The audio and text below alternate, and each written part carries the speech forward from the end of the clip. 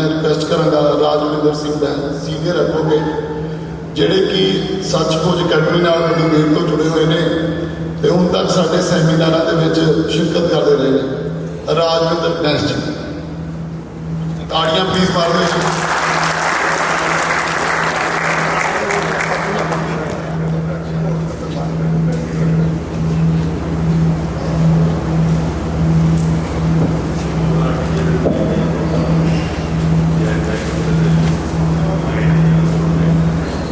वाहिगुरू जी का खालसा वाहिगुरू जी की फतेह।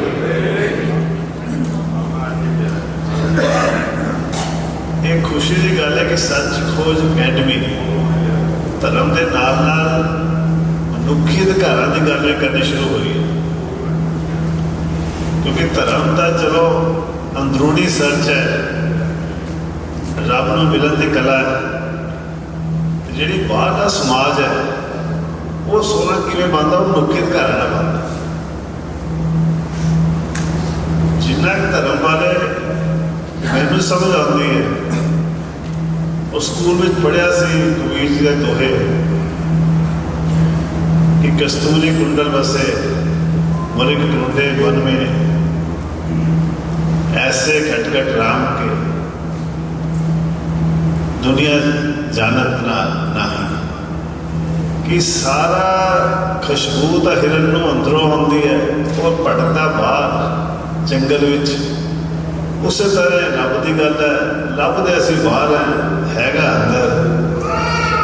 तो यही गल नूं कई संतां ने हर धर्म ने समझाने की कोशिश की है। हर धर्म कोई एक राविया होंदे सी संत, इराक के बसरा शहर च रहने वाले आज़ाद किस्म की औरत, ਉਹਦੇ बारे बड़ी कहानी मशहूर है कि वह शाम ਨੂੰ शहर तो बाहर रहते थे तो ਲੱਭਣ ਲੱਗ ਪੈਂਦੇ ਸੀ बाहर अपने ਵਿਹੜੇ ਵਿੱਚ सड़क पर कुछ लोग भी इकट्ठे हो जाते थे, की ਲੱਭ रहे हो? वो कहते सी कि मैं मेरी सूई गुम गई है, मैं ਲੱਭ रही हूँ। कहते सूई दसो मदद करते हैं, कितने गुम गई सी?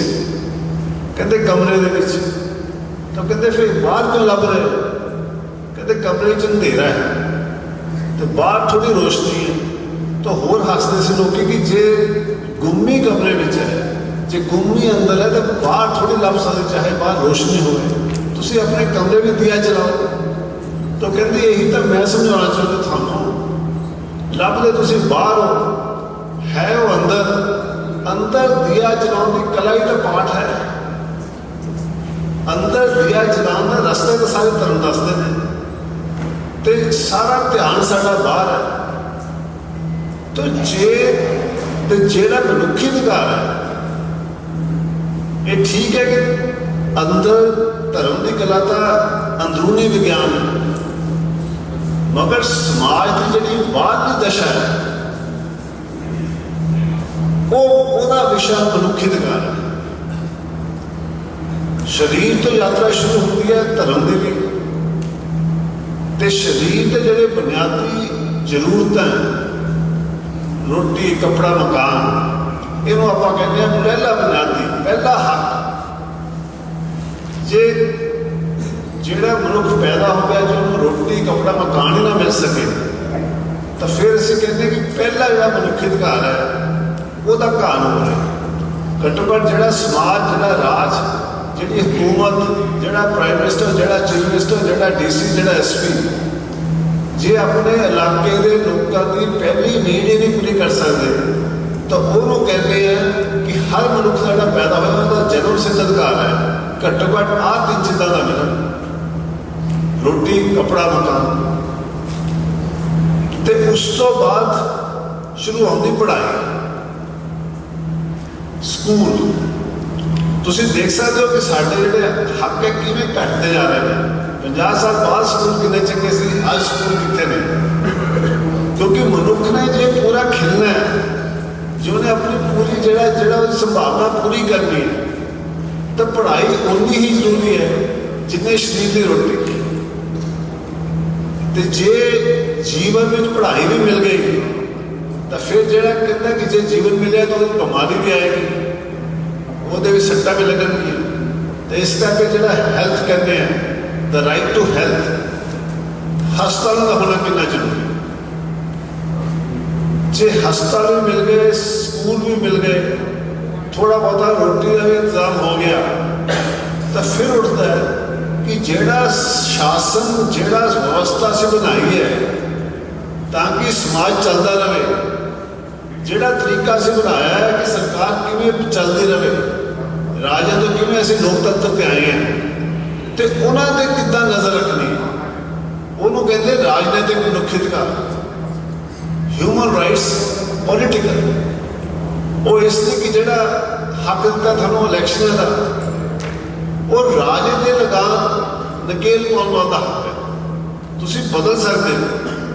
ਇਸੇ ਕਰਕੇ ਪਹਿਲਾ ਬੇਸਿਕ ਰਾਈਟ, ਫਿਰ ਐਜੂਕੇਸ਼ਨ ਦਾ ਰਾਈਟ, ਫਿਰ ਹੈਲਥ ਰਾਈਟ, ਫਿਰ ਪੋਲੀਟੀਕਲ ਰਾਈਟਸ, ਕਿ ਜਿਹੜਾ ਤੁਹਾਨੂੰ ਹੱਕ ਦਿੱਤਾ ਇਕੱਠੇ ਹੋ ਕੇ, ਇਕੱਠੇ ਹੋਣ ਦਾ ਹੱਕ,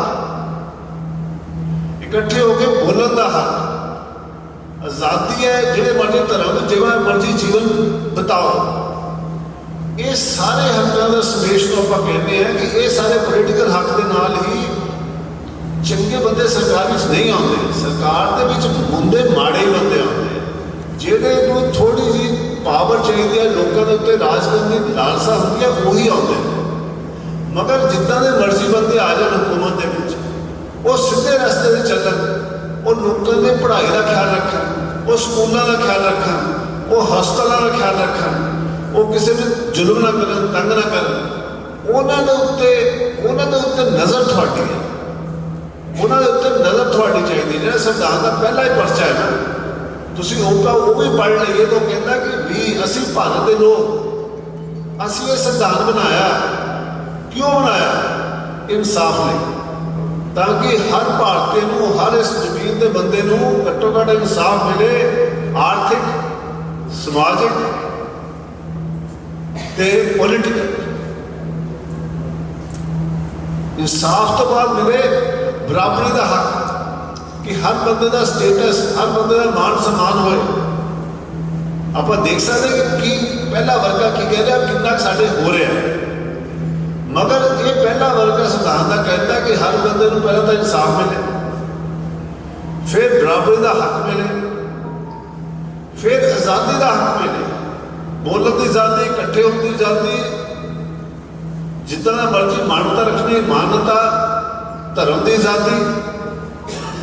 ਤੇ ਉਸ ਤੋਂ ਬਾਅਦ ਸਾਨੂੰ ਮੌਕਾ ਮਿਲੇ ਜਿੱਦਾਂ ਦਾ ਕੰਮ ਆਪਾਂ ਕਰਨਾ ਚਾਹੁੰਦੇ ਹਾਂ, ਤੇ ਇਹਨਾਂ ਨਾਲ ਸਾਰੇ ਦੇਸ਼ ਵਿੱਚ ਭਾਈਚਾਰੇ ਦਾ ਹੱਕ, ਕਿ ਸਰਕਾਰ ਹਰ ਸੰਭਵ ਕੋਸ਼ਿਸ਼ ਕਰੇਗੀ ਕਿ ਭਾਈਚਾਰਾ ਹੋਵੇ, ਔਰ ਉਹ ਭਾਈਚਾਰਾ ਡੰਡੇ ਨਾਲ ਨਹੀਂ ਬਣਾਉਣਾ, ਉਹ ਭਾਈਚਾਰਾ ਬਣਾਉਣਾ ਹਰ ਬੰਦੇ ਦਾ ਮਾਣ ਸਨਮਾਨ ਕਰਨਾ। ਇਹ ਸਾਡਾ ਪ੍ਰੀਐਮਬਲ ਦਾ ਕਨਸਟੀਟਿਊਸ਼ਨ ਕਹਿੰਦਾ ਹੈ। ਔਰ ਆਪਾਂ ਦੇਖ ਸਕਦੇ ਹਾਂ ਕਿ ਇਸ ਤੇ ਸਭ ਤੋਂ ਵੱਡੀ ਹਰ ਚੀਜ਼ ਕਨਸਟੀਟਿਊਸ਼ਨ ਦੇ ਥੱਲੇ ਹੈ। ਸਰਕਾਰ ਸੰਵਿਧਾਨ ਦੇ ਥੱਲੇ ਬਣਦੀ ਹੈ, ਸੁਪਰੀਮ ਕੋਰਟ ਸੰਵਿਧਾਨ ਦੇ ਥੱਲੇ ਹੈ, ਹਾਈ ਕੋਰਟ ਸੰਵਿਧਾਨ ਦੇ ਥੱਲੇ ਹੈ, ਸਾਰੇ ਸਿਵਲ ਸਰਵਿਸ ਸੰਵਿਧਾਨ ਦੇ ਥੱਲੇ ਹੈ।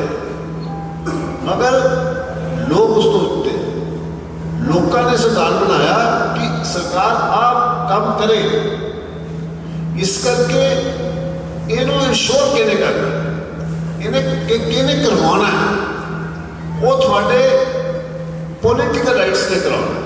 ਜਿੰਨੀ ਜਾਗਰਤੀ ਆਈ ਜਾਏਗੀ, ਜਿੰਨੀ ਹਰ ਵਿਅਕਤੀ ਨੂੰ ਇਹ ਸਮਝ ਆਈ ਜਾਏਗੀ ਕਿ ਜਿਹੜੇ ਹੱਕ ਸਾਡੇ ਪਹਿਲੇ ਵਰਕੇ ਦੇ ਵਿੱਚ ਲਿਖੇ ਗਏ ਔਰ ਜਿਹੜੇ ਫਿਰ ਅੱਗੇ ਹੱਕ ਅੱਗੇ ਡਿਸਕ੍ਰਾਈਬ ਕੀਤੇ ਗਏ ਨੇ। ਸੰਵਿਧਾਨ ਦਾ ਪਹਿਲਾ ਚੈਪਟਰ ਤਾਂ ਕਹਿੰਦਾ ਕਿ ਜਿਹੜਾ ਹਿੰਦੁਸਤਾਨ ਹੈ, ਜਿਹੜਾ ਭਾਰਤ ਹੈ, ਜਿਹੜਾ ਇੰਡੀਆ ਹੈ, ਇਹ ਸਾਰੇ ਰਾਜਾਂ ਦੀ ਯੂਨੀਅਨ ਹੈ। ਸੈਂਟਰਲ ਗਵਰਨਮੈਂਟ ਸਰਕਾਰ ਨਹੀਂ ਹੈ, ਦੇਸ਼ ਸੈਂਟਰਲ ਗਵਰਨਮੈਂਟ ਨਹੀਂ ਹੈ, ਇਹ ਸਾਰੀਆਂ ਸਟੇਟਸ ਦੀਆਂ ਲੋਕਾਂ ਦੀਆਂ ਇਕੱਠ ਹੈ। ਔਰ ਦੂਜਾ ਜਿਹੜਾ ਚੈਪਟਰ ਇਹ ਕਹਿੰਦਾ ਹੈ ਕਿ ਜਿਹੜੇ ਲੋਕੀ ਨਾਗਰਿਕ ਹੈ, ਉਹੀ ਸਭ ਕੁਛ ਹੈ, ਉਹੀ ਹੈ ਵੀ ਦਾ ਪੀਪਲ। ਔਰ ਤੀਜਾ ਚੈਪਟਰ ਕਹਿੰਦਾ ਕਿ ਤੁਹਾਡੇ ਕੁਝ ਬੁਨਿਆਦੀ ਹੱਕ ਨੇ, ਉਹ ਬੁਨਿਆਦੀ ਹੱਕ ਸਾਰੇ ਕੁਛ ਨੇ। ਉੱਥੇ ਰੋਟੀ ਦਾ ਵੀ ਹੱਕ ਹੈ, ਉੱਥੇ ਨੌਕਰੀ ਦਾ ਵੀ ਹੱਕ ਹੈ, ਉਹਦੇ ਬੋਲਣ ਦਾ ਵੀ ਹੱਕ ਹੈ, ਉਹਦੇ ਵੀ ਨੌਕਰੀ ਦਾ ਵੀ ਹੱਕ ਹੈ, ਉੱਥੇ ਇੱਥੇ ਮਰਜ਼ੀ ਜਾਣ ਦਾ ਵੀ ਹੱਕ ਹੈ। ਔਰ ਚੌਥਾ ਚੈਪਟਰ ਕਹਿੰਦਾ ਕਿ ਸਰਕਾਰ ਨੇ ਜਿੱਦਾਂ ਦੇਸ਼ ਚਲਾਉਣਾ ਹੈ ਉਹਦੇ ਕੁਝ ਬੁਨਿਆਦੀ ਅਸੂਲ ਹੁੰਦੇ ਆ।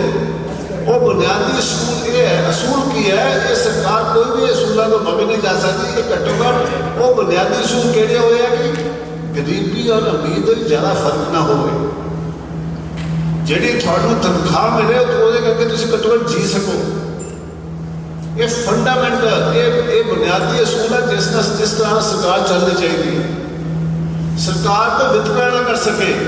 ਤੁਸੀਂ ਦੇਖ ਸਕਦੇ ਹੋ ਅੱਜ ਦੀ ਸਰਕਾਰ ਘੱਟੋ ਘੱਟ ਜਿਹੜੀ ਕੇਂਦਰੀ ਸਰਕਾਰ ਕਿੰਨਾ ਵਿਤਕਰਾ ਕਰ ਰਹੀ ਹੈ ਸਾਡੇ ਮੁਸਲਿਮ ਭਾਈਚਾਰੇ।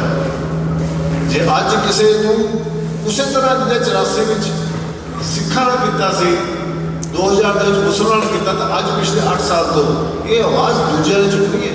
ਇਕੱਲੇ ਮੁਸਲਮਾਨਾਂ ਨੇ ਚੁੱਕਣੀ ਹੈ, ਸਭ ਨੇ ਚੁੱਕਣੀ। ਕਿਉਂਕਿ ਜਿਹੜਾ ਕਿਸੇ ਹੋਰ ਨਾਲ ਅੱਜ ਭਰਾ ਨਾਲ ਹੋਇਆ ਕੱਲ੍ਹ ਤੁਹਾਡੇ ਨਾਲ ਹੋਏਗਾ, ਪਰਸੋਂ ਕਿਸੇ ਹੋਰ ਨਾਲ ਹੋਏਗਾ। तो ਜਿਹੜੀ ਚੀਜ਼ ਸਾਡੇ ਸੰਵਿਧਾਨ ਵਿੱਚ ਲਿਖੀ ਗਈ ਹੈ ਉਹ ਨਹੀਂ ਫੋਲੋ ਹੋ ਰਹੀ। ਜੇ ਦੇਸ਼ ਦੀ ਦੁਰਦਸ਼ਾ ਹੈ, ਉਹਨਾਂ ਨੇ ਮੌਕਾ ਮਿਲਿਆ ਧਰਮ ਔਰ ਮਨੁੱਖੀ ਅਧਿਕਾਰਾਂ ਨੂੰ ਇਕੱਠੇ ਜੋੜ ਕੇ ਦੇਖਣ ਦਾ ਨਜ਼ਰੀਆ ਦਿੱਤਾ ਔਰ ਸਾਨੂੰ ਮੌਕਾ ਹੈ। ਸ਼ੁਕਰੀਆ।